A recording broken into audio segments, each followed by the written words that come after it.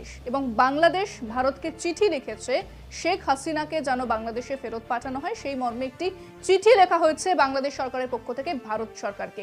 ঠিক কি কি বলা হয়েছে চিঠিতে এবং কি বক্তব্য রয়েছে বাংলাদেশে, আমি অঙ্কুরদার কাছ থেকে জানতে চাইব।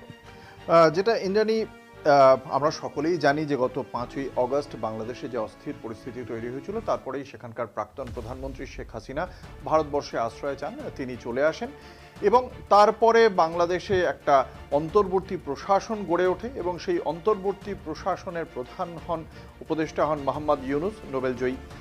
এবং এই অন্তর্বর্তী প্রশাসনের পক্ষ থেকে আজকে সকালবেলা পররাষ্ট্র বিষয়ক যিনি উপদেষ্টা রয়েছেন মোহাম্মদ তৌহিদ হোসেন, তিনি নয়াদিল্লিতে একটি আবেদন পাঠিয়েছেন। কি সেই আবেদন? প্রাক্তন প্রধানমন্ত্রী শেখ হাসিনা, তিনি ভারতবর্ষে রয়েছেন, তাকে যেন বন্দি প্রত্যর্পণ চুক্তি অনুসারে বাংলাদেশে ফেরত পাঠানো হয়।